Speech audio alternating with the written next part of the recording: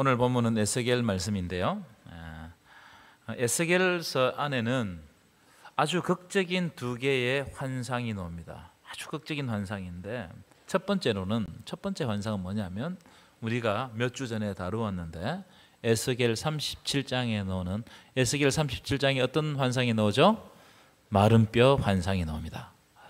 이 마른 뼈 환상은 죽음의 골짜기에 그곳에 많은 사람들이 죽어서 마른 뼈가 골짜기에 가득 차 있었습니다. 그런데 그 마른 뼈에 하나님의 생기가 들어가니까 그 마른 뼈가 극히 큰 군대가 되었다는 환상이 마른 뼈 환상입니다. 이 장면은 우리가 상상해 보면 너무너무 극적인 장면이에요. 여기에 나오는 마른 뼈는 멸망당해서 바벨론으로 포로 잡혀와서 절망에 빠져 있는 하나님의 백성들을 의미하는 거예요.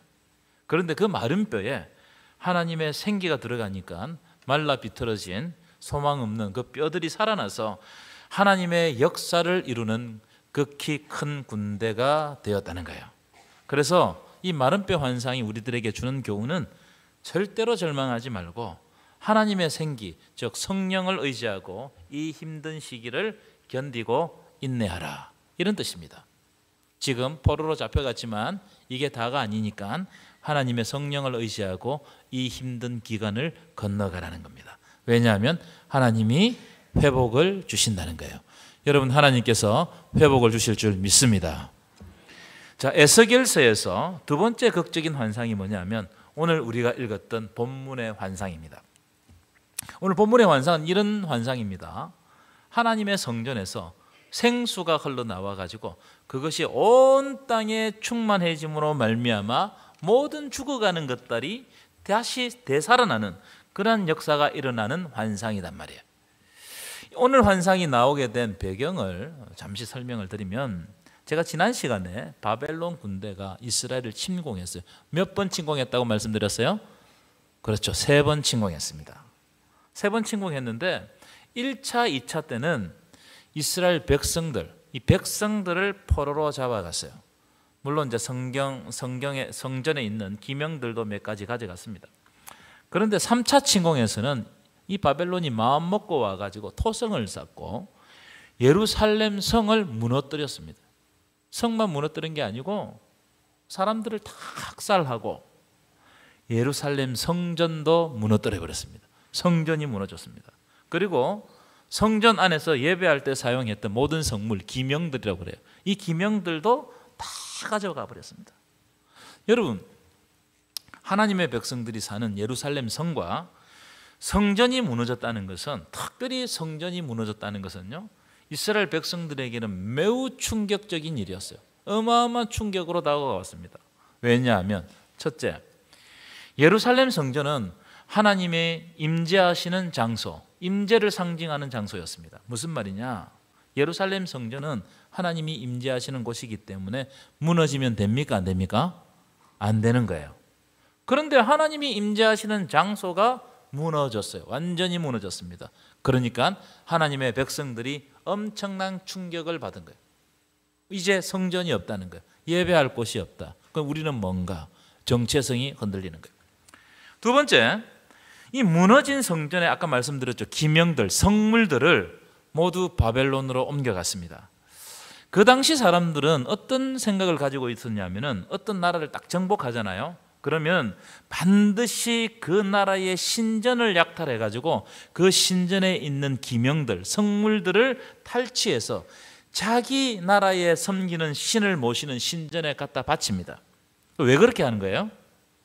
그 땅을 통치하시는 신을 사로잡아 왔다는 것을 상징하기 때문에 신전에서 쓰는 그릇이나 이런 것들을 다 갖다 가지고 어떻게 우리가 섬기는 신에게 바치는 거예요. 그래서 바벨론 군대가 여호와의 성전에 기명들을 가져간 것은 그들 생각이 어떤 것입니까? 여호와 하나님을 사로잡아 왔다, 이렇게 생각한 겁니다. 실제로 여호와 하나님이 사로잡힌 게 아니고 그 당시 고대 근동 사람들의 종교 관념에서는 하나님을 포로로 잡아갔다, 이렇게 생각한 겁니다. 여러분, 전능하신 하나님이 포로로 잡혀갔다? 여러분, 충격적이겠어요? 안 충격적이지 않겠어요? 어마어마한 충격을 받는 거예요. 우리 하나님이 지금 바벨론 마루득 신에게 패배했다. 그래서 포로로 잡혀갔다. 이렇게 생각한 거예요. 세 번째, 예루살렘을 비롯한 가나안 땅은 하나님이 약속하신 약속의 땅입니다. 그런데 이들이 이제 그 땅에 살지 못하고 쫓겨났습니다. 포로로 잡혀갔단 말이에요.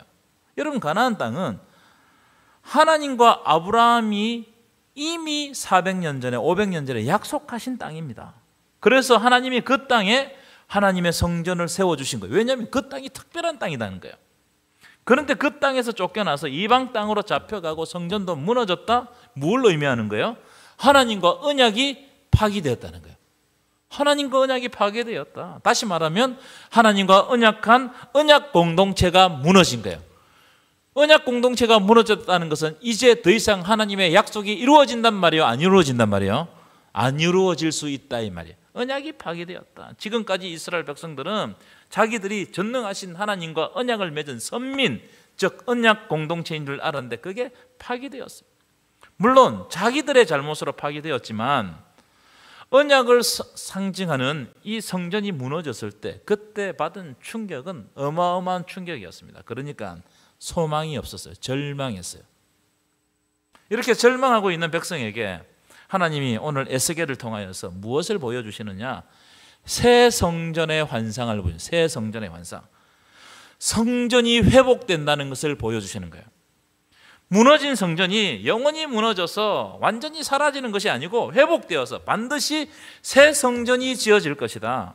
이것을 환상으로 보여주시는 거예요. 그러니까 너희들이 절망하지 말고 소망을 품으라는 겁니다. 이 메시지를 오늘 환상을 통해서 하나님의 백성들에게 전달하는 겁니다. 이 이야기가 40장부터 48장까지의 이야기예요.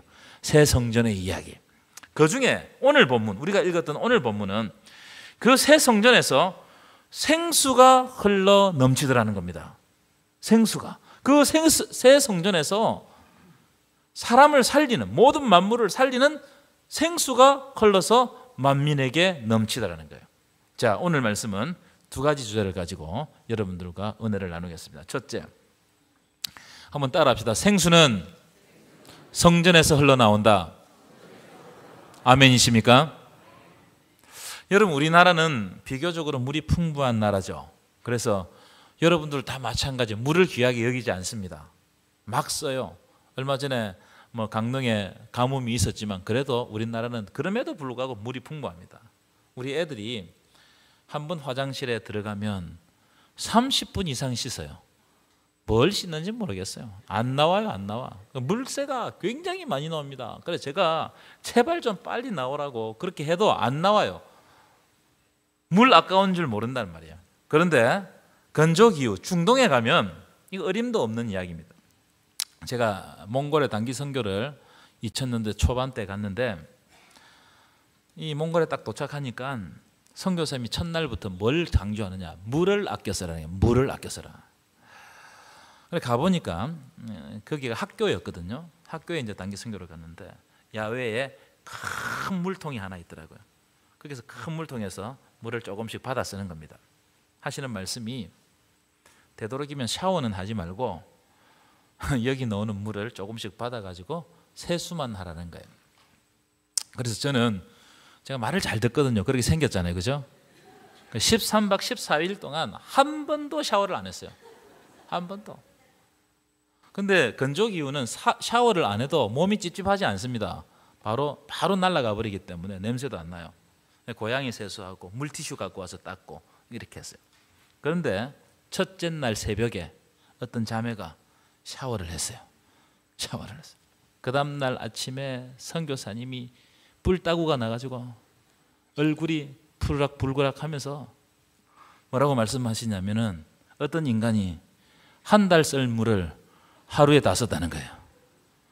그 학교에 한 40명의 학생들이 다녔거든요. 그 학생들이 한 달 쓸 물을 하루에 다 썼다는 겁니다. 화가 나겠어요? 안 나겠어요? 굉장히 화가 나셨어요. 무슨 말이냐? 건조기후에서 물은요, 우리가 생각하는 물이 아닙니다. 우리 너무나 흔하기 때문에 건조기후에서 물은요, 생명을 의미해요. 생명. 물이 없으면 죽는 거예요. 사진을 한 장 보여주실까요? 이 사진은 아프리카 에티오피아에 있는 아이들이 보시는 것처럼 왼쪽 사진 보시면 썩은 물을 먹고 죽어가는 사진입니다. 물이 썩었으니까, 물이 썩었다는 말은 이 물이 죽었단 말이에요. 죽은 물을 마시면 어떻게 되죠? 죽는 거죠. 병드는 거예요. 물로 인해서 질병이 어마어마하게 생깁니다. 그런데 그 다음 사진 보여주십시오. 저 마을에 굿네이버스가 가가지고 우물을 파줬습니다. 우물을. 그랬더니 죽어가는 아이들이 살아있는 물을 먹고 다시 어떻게 되었다고요? 건강해지는 거예요. 그러니까 여러분, 물이 생명이다. 이것을 직관적으로 보여주는 사진이죠. 물이 그냥 물이 아니에요. 물은 사람을 살리는 거예요. 자, 그런 관점으로 오늘 본문을 보셔야 된다는 거예요. 그런 관점으로. 자, 1절, 2절입니다. 금방 그 사진을 딱 머리에 넣으시고 1절, 2절을 읽어보겠습니다. 함께 읽겠습니다. 시작. 그가 나를 데리고 성전문에 이르시니 성전의 앞면이 동쪽을 향하였는데 그 문지방 밑에서 물이 나와 동쪽으로 흐르다가 성전 오른쪽 제단 남쪽으로 흘러내리더라. 2절 시작. 그가 또 나를 데리고 북문으로 나가서 바깥길로 꺾여 동쪽을 향한 바깥문에 이르시기로 본즉 물이 그 오른쪽에서 스며 나오더라. 자, 1절 2절 말씀은 굉장히 복잡한 말씀입니다. 제가 간단하게 말씀드리겠습니다. 무슨 말이냐면 새 성전을 건축했는데 성전 문지방에서 물이 스며 나오는 거예요. 성전을 건축했는데 성전 문지방에서 물이 스며 나와요. 아마 여러분 건축하시는 분들은 이 말씀을 보고 성전을 잘못 채웠구나 그렇게 생각할 겁니다. 그렇죠? 왜냐하면 새 성전을 건축했는데 건물에서 물이 나오면 이게 부실공사 아니겠습니까? 근데 그런 눈으로 보지 마시고 제가 앞에 말씀드렸잖아요. 건조기후에서는 물은 뭐라고 말씀드렸죠? 생명이란 생명. 그러니까 완전히 관점이 다른 겁니다. 우리가 이 환상을 보는 거하고 이스라엘 백성들이 보는 환상하고 이게 관점이 완전히 달라요. 그러면 성전 문지방에서 물이 흘러나왔다는 말이 무슨 의미입니까? 생명이 흘러 넘치는 거예요. 생명이. 이것을 한마디로 말하면 은혜입니다. 은혜. 그 성전에서 사람을 살리는, 만물을 살리는 은혜가 성전에서 흘러나오는 거예요. 여러분, 하나님의 성전에서는 하나님의 은혜가 흘러나와야 할 줄 믿습니다. 이 교회에서는 사람을 살리는 놀라운 역사가 일어나야 될 줄 믿습니다. 그러면 성전에서 흘러나오는 이 하나님의 은혜는 뭐냐? 도대체 그 정체가 뭐냐? 이걸 우리가 한번 살펴보십시다. 제가 두 구절을 우리가 함께 찾아서 읽도록 하는데 한 구절은 요한계시록이고 한 구절은 요한복음입니다. 자, 요한계시록 22장 1절 말씀입니다. 중요한 말씀이니까 우리가 큰 소리로 주목해서 읽도록 하겠습니다. 시작. 또 그가 수정같이 맑은 생명수의 강을 내게 보이니 하나님과 및 어린 양의 보좌로부터 나온다는 거예요.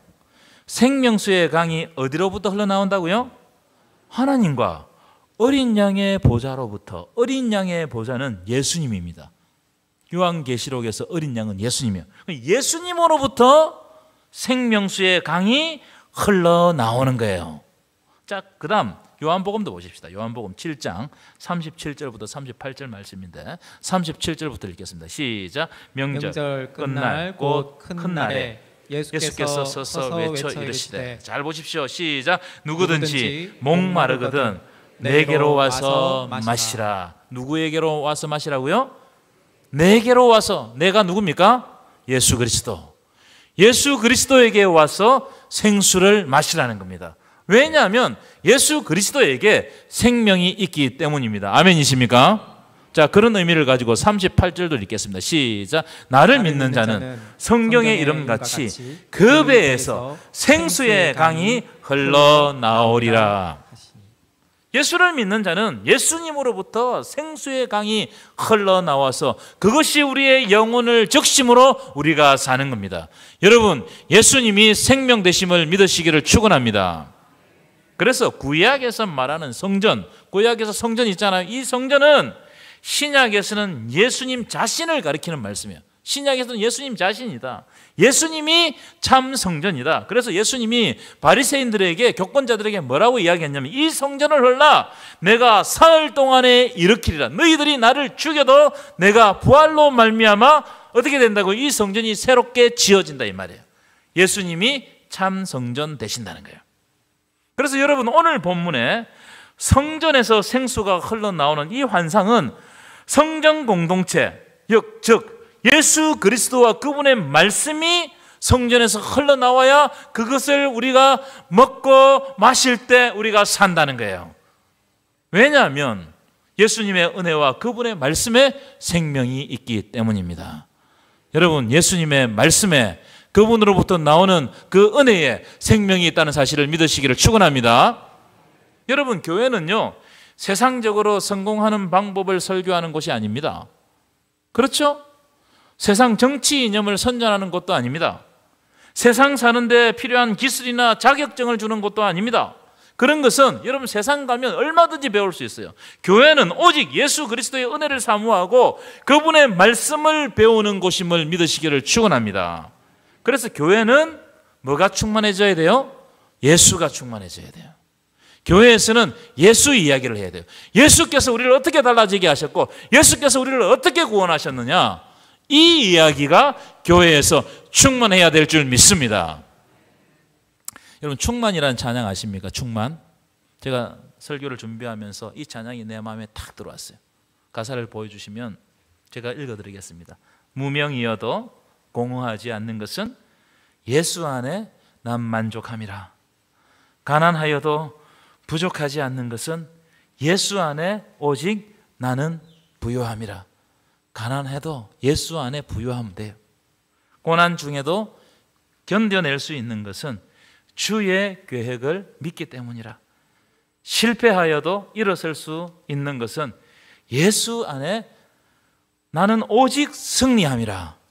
아멘 좀 크게 하세요. 하려면은 3절 보시면 내 몸이 약해도 낙심하지 않는 것은 예수 안에 나는 완전함이라. 화려한 세상 부럽지 않는 것은 난 예수로 충만함이라. 그 다음에 이렇게 부르면 난 예수로 충만하네. 세상 모든 것들도 부럽지 않네. 난 예수로 충만하네. 영원한 화 내 안에 살아계시네. 아멘이십니까? 찬양을 같이 불러주셔서 감사합니다. 1부 때 혼자 부르는데 여러분, 예수로 충만하시기를 축원합니다. 우리가 살아갈 때 때때로 공허할 때가 있습니다. 여러분, 그때 그 공허함을 채우기 위해서 세상 가서 그걸 여러분 채우지 마십시오. 기대하지 마십시오. 세상에 기대면 곧바로 그것이 목마릅니다. 목말라요. 여러분, 목이 마를 때 짠물을 먹어 바닷물을 먹어봐요. 얼마나 목이 마르겠습니까? 예수님이 주시는 말씀으로 만족을 누리시기를 축원합니다.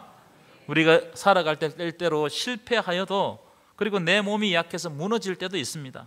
그러나 예수 안에서 승리하시고 예수 안에서 완전함을 누리시기 바랍니다. 왜냐하면 예수 그리스도 그분만이 생명의 주가 되시기 때문입니다. 여러분, 성전 되시는 예수님으로부터 생수가 흘러나온다는 사실을 마음에 기억하시기를 축원합니다. 두 번째 주제인데요, 성전은 은혜의 시작이고 은혜가 깊어지는 곳은 내가 거하는 삶의 자리라는 거예요. 성전은 은혜가 출발하는 곳이고 진짜 은혜가 깊은 곳은 내가 살고 있는 삶의 자리에서 은혜가 더 깊어진다는 거예요. 제가 이 주제로 말씀을 묵상하는데 어떤 말씀이 탁 떠올랐어요. 로마서 5장 20절 말씀 한번 띄워보실까요?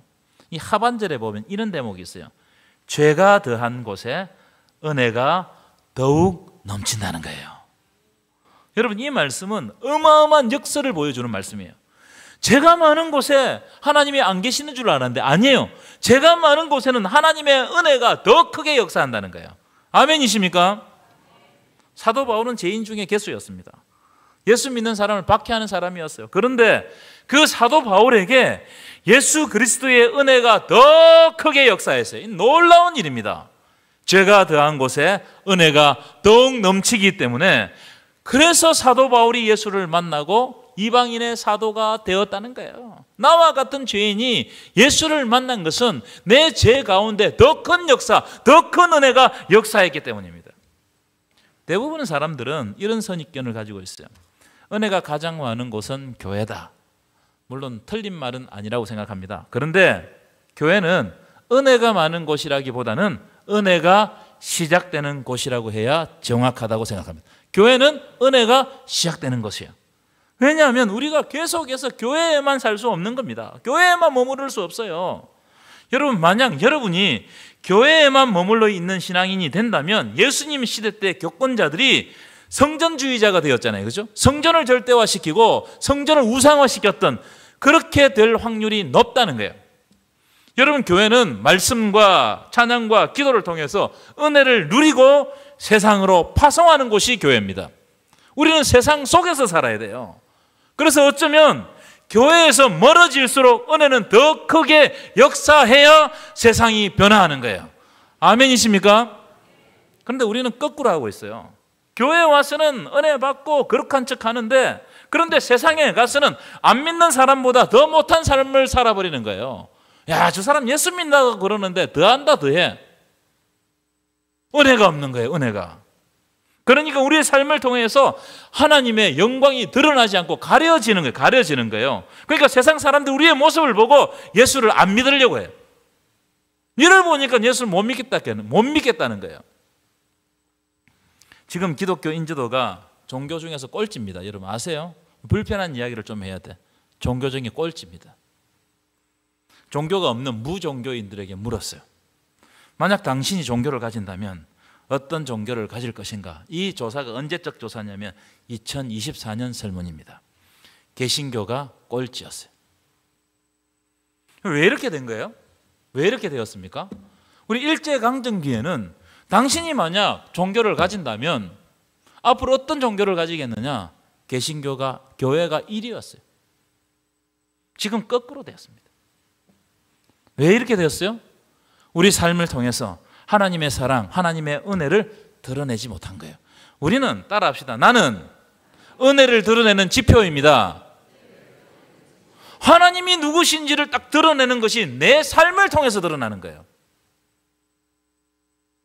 자, 오늘 본문을 한번 보실까요? 아주 특이한 부분이 나타납니다. 참 은혜스러운데요. 성전 문지방에서 시작된 물이 성전에서 멀어질수록 더 풍성해지는 거예요, 이게. 자, 3절부터 5절 볼게요. 3절 띄워보실 거예요. 3절 함께 읽겠습니다. 시작. 그 사람이 손에 줄을 잡고 동쪽으로 나아가며 천척을 청량한 후에 내가 그 물을 건너게 하시니 물이 발목에 오르더니. 어디까지 올랐다고요? 자, 여기서 말하는 천척은 500m를 말해요. 한 척이 한 규빗이거든요. 한 규빗은 사람 요 팔꿈치부터 요 손가락 끝까지 이 길이가 한 규빗입니다. 얼마 정도 되겠어요? 50cm. 짧은 사람은 45cm. 50cm 정도 됩니다. 그럼 천척이면 500m예요. 500m. 성전에서 서며 놓은 물이 서며 나왔어요. 성전에서 서며 놓은 물이 500m 가니까 발목까지 잠긴 거예요. 희한하죠? 자, 4절 읽어볼게요. 4절 함께 읽겠습니다. 시작. 다시 천척을 청량하고 내게 물을 건너게 하시니 물이 어디까지 올랐다고요? 무릎에 오르고. 다시 천척을 청량하고 읽겠습니다. 시작. 내게 물을 건너게 하시니 물이 허리까지 오르고. 자, 5절입니다. 시작. 다시 천척을 청량하게 하시니 물이 내가 건너지 못할 강이 된지라. 그 물이 가득하여 헤엄칠 만한 물이요 사람이 능히 건너지 못할 강이다. 무슨 말이에요? 성전에 서며 놓은 물이 성전에서 멀리 떨어지면 떨어질수록 더 큰 물이 되는 거예요. 더 큰 강이 되는 거예요. 더 은혜가 넘치는 거예요. 이 말씀은 어쩌면 당연한 말씀일 수 있어요. 사진을 보여주실까요? 이 사진이 뭐냐? 금용소라고 합니다. 금용소. 금용소가 뭐냐 하면 여러분 찾아보시면 한강의 발원지라고 그래요. 한강물이 여기서 시작되었습니다. 소는 작은, 그죠? 웅덩이처럼 된 맑은 물 아니겠어요? 그런데 여기에서 시작된 작은 물이 어떻게 된다고요? 나중에 한강을 이루는, 큰 강을 이루는 거예요. 제가 무슨 말씀을 드리고 싶냐 하면은 성전에서 멀어질수록 생수가 줄어드는 것이 아니고 오히려 큰 강을 이루어 세상을 살리는 생수가 되는 거예요. 그래서 성전 안에만 거하는 성전 안에 거하는 사람들만 은혜를 누리는 것이 아니고 이 생수의 강이 성전으로부터 멀어질수록 큰 강을 이루어 세상을 살린다 이 말이에요. 얼마나 놀라운 일입니까? 놀라운 일이죠. 우리들에게 주시는 참 큰 말씀이라고 생각합니다. 자, 그런 의미를 가지고 8절 9절 보실까요? 어떻게 살리느냐? 어떻게? 8절입니다. 시작. 그가 내게 이르시되 이 물이 동쪽으로 향하여 흘러 아라바 바다로 내려가서 바다에 이르리니 이 흘러내리는 물로 그 바다의 물이 9절도 읽겠습니다. 시작. 이 강물이 이르는 곳마다 번성하는 모든 생물이 살고 또 고기가 심히 많으리니 이 물이 흘러 들어가므로 바닷물이 되살아나겠고 이 강이 흐르는 각처의 모든 것이 살 것이며 산다는 거예요. 산다. 이 물이 흘러가는 곳마다 살아요. 앞에서 말씀드렸죠. 죽은 물은 사람을 어떻게 하죠? 죽입니다. 그런데 살아있는 물은, 생수는 사람을 살리는 거예요. 살릴 뿐만 아니라 모든 만물을 소생케 합니다. 금방 읽었던 아라바 바다가 나오는데 이 아라바 바다는 사해바다를 사해바다. 사해바다는 말 그대로 죽은 바다예요. 사진을 보여주시면 사해바다는 소금이 너무너무 많이 농축되어 있으니까 거기에 생물이 하나도 살 수가 없어요. 그래서 사람이 바다에 가서 누우면 저렇게 뜨는 거예요. 저 오래 있지 못합니다. 15분, 20분 있으면 빨리 나오라 그래요. 가라앉지 않는단 말이에요. 여기 생물이 살겠어요? 그런데 아까 말씀 성전에서 나온 생수가 이 아라바 바다로 들어가니까 그 죽었던 사해바다가 살아나고 그 바다 속에서 모든 생물들도 살아나고 고기도 살게 되고 이 바다가 회복되는 거예요. 뿐만 아니고 여러분 오늘 집에 가 10절 이하 읽어보시면 각종 먹을 과실나무가 자라나서 풍성한 열매를 사람들에게 제공하더라는 거예요. 이게 우리의 삶이 이렇게 돼야 되는 거예요. 우리 삶이. 여러분 성전에서 나온 물이 성전 안에만 머물러 있으면 세상을 살릴 수가 없는 거예요. 우리 교회 안에서만 은혜스럽고 우리만 이렇게 찬송 부르고 기도하고 끝마치면 세상이 안 살아요. 성전 안에서 나온 생수는 세상으로 흘러가야 할 줄 믿습니다. 그래야 죽었던 세상이 살 것 아니에요. 우리를 통해서 세상이 살 것 아니에요.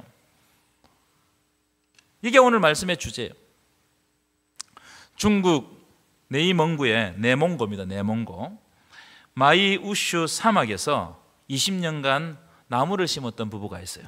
사진을 보여주시면 이 두 부부인데 이름이 바이완상 남자는, 여자는 인윗전, 두 사람이 부부입니다. 이 두 부부가 20년 동안 나무를 심었다는 거예요. 희한하죠? 왜 나무를 심었느냐? 이 지역에 갑자기 사막화가 진행되면서 사람들이 다 떠나버렸어요. 그래서 이 두 사람이 남아가지고 나무를 심은 겁니다. 처음에는 그 다음 사진 예. 저런 곳에 살았어요. 얼마나 여러분 열악한 환경에 살았습니까? 그래서 이 두 사람이 어떻게 했느냐, 이 지역을 살리기로 마음먹고 저렇게 나무 한 그루 한 그루 심는 거예요. 한 그루 심고 물을 참 멀리서 가져와서 물 붓고 또 한 그루 심고 물 붓고 그 다음날 심어놓은 나무에 또 물 붓고 이렇게 20년 동안 20년 동안 사람들이 어리석다고 생각하지 않았겠어요? 여러분들 보고 사막에 가서 나무 심으라면 여러분 심겠어요? 근데 이 부부가 20년 동안 심었다니까요. 감동이 되지 않습니까? 신앙생활은 이렇게 해야 돼. 이렇게 심어야 된단 말이에요. 자, 그런데 이 땅이 어떻게 되었느냐? 저렇게 되었어요. 별로 놀라지도 않으시네. 자기 땅 아니라고. 여러분, 저주의 땅 사막이 축복의 땅이 된 겁니다. 그러니까 늦었어요. 타이밍을 잘 맞춰야 돼. 이 땅에 시내가 흐르기 시작했어요. 작은 강이 생겼어요. 그러니까 강이 생겼으니까 땅이 비옥해지고 농사 지을 수 있는 땅이 되었단 말이에요. 그러니까 사람들이 돌아오는 거예요. 사람들이 돌아오니까 또 마을이 생겨. 다 떠났는데 다 마을이 생기고, 마을이 생겨 아이들이 태어나고 아이들이 자라는 거예요. 젖과 꿀이 흐르는 땅, 축복의 땅이 되었단 말이에요. 여러분 놀랍지 않습니까? 이 부부가 20년 동안 사막을 축복의 땅으로 만든 거예요. 이런 장면을 보면 여러분은 마음에 저런 장면들을 새겨야 돼요. 하나님 나를 통해서 사막과 같은 세상이 저렇게 변화되게 하여 주옵소서. 우리의 가정이, 내가 있는 모든 곳이 저렇게 변화되게 하여 주옵소서. 여러분, 성전에서 흐르는 생수는 성전 안에서만 머물러 있으면 안 됩니다. 저 부부처럼 우리를 통하여서 성전에서 나오는 예수 그리스도의 은혜가 세상 가운데로 흘러가야 돼요.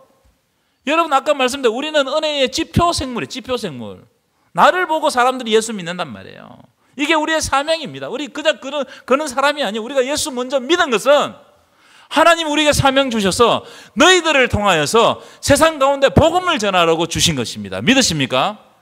그래서 오늘 딱 한 말씀. 나는 세상의 지표 생물이에요. 복음을 드러내는 지표 생물이다. 따라합시다. 나는 복음을 드러내는 지표 생물이다. 아멘이십니까? 저 사람 보니까 예수 믿을 것 같다. 이야, 저 사람 보니까 내가 거하는 땅이 변한다. 이 부부처럼 사막이 변해서 옥토가 되듯이 여러분들이 있는 곳이 옥토가 되어지게 될 줄 믿습니다. 자, 이 말씀 붙잡고 우리 교회는 세상 속으로 복음을 흘려보내고자 합니다. 11월 9일 주보를 펴보십시오. 주보. 주보가 여기 있네. 주보를 펴보십시오. 11월 9일은 우리가 합심해서 새생명 축제를 하려고 그래요. 새생명 축제. 1년에 한 번 결단하는 새생명 축제입니다. 이번 새생명 축제는 우리 교회가 어떻게 준비하느냐? 찬양 축제를 준비해서 복음을 전하고자 합니다. 우리 교회가 찬양을 잘하잖아요. 찬양 잘하는 거 알고 있죠? 우리 박진숙 권사님 찬양 이렇게 하는 거 보면 나도 설교를 저렇게 하고 싶어요. 이렇게 하면서 얼마나 하시는지. 은혜로운 찬양을 우리가 초청해 오는 사람들에게 들려주면서 복음을 전하고자 합니다. 아마 찬양대에서 잘 준비하실 거예요. 이번에 찬양대 하실 때 지금 찬양대에 서지 않지만 나는 이번에 한번 섬겨야 되겠다 이렇게 생각하시고 다 함께 우리 좋은 찬양을 통해 가지고 우리에게 초청되어 오는 사람들에게 하나님의 찬양을 들려주자는 거예요.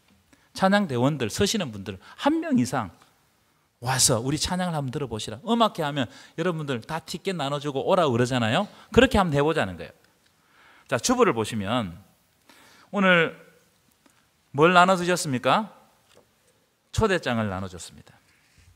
이번 주하고 다음 주까지 이 초대장을 2장 나눠드렸는데요. 여러분들이 가장 사랑하는 사람들에게, 기도하시는 분들에게 나눠주시기 바랍니다. 우리는 6주 동안 기도하면서 우리가 해야 될 일들을 주보에 정리를 해놨습니다. 초청장 나눠주시고 10월 12일에는 여러분들이 작은 선물을 준비해가지고 사랑하는 마음을 기도하시면서 전달하시면서 접점을 만드시고, 그래서 제가 이제 매주마다 설명을 드릴 겁니다. 11월 9일 주일에는 이 교회당이 꽉 차서 하나님의 놀라운 찬양이 믿지 않는 사람들에게 전거되기를 축원합니다. 그동안 신앙을 쉬었던 분들도 모셔오십시오. 모셔와가지고 정말 메마른 땅이 하나님의 찬양으로 말미암아 다시 되살아나고 옥토가 되어서 그 사막과 같은 그 마음들이 옥토가 되어서 하나님을 만나는 놀라운 시간이 되시기를 간절히 축원합니다. 그래서 이를 합심해서 했으면 좋겠어요. 오늘 오후 시간에는 기도회를 조금 가지려고 하거든요. 합심 기도하고 무엇보다 중요한 건 기도입니다. 한 사람을 생각하면서 기도하는. 그래서 우리가 먼저 예수 믿었던 그 목적들이 이루어지는 은혜가 있기를 바랍니다. 여러분, 이번 한 주 성전으로부터 흘러나오는 생수가 여러분의 삶의 자리에 충만하여서 예수 그리스도의 복음으로 세상을 변화시키는 한 주간이 되시기를 간절히 축원합니다.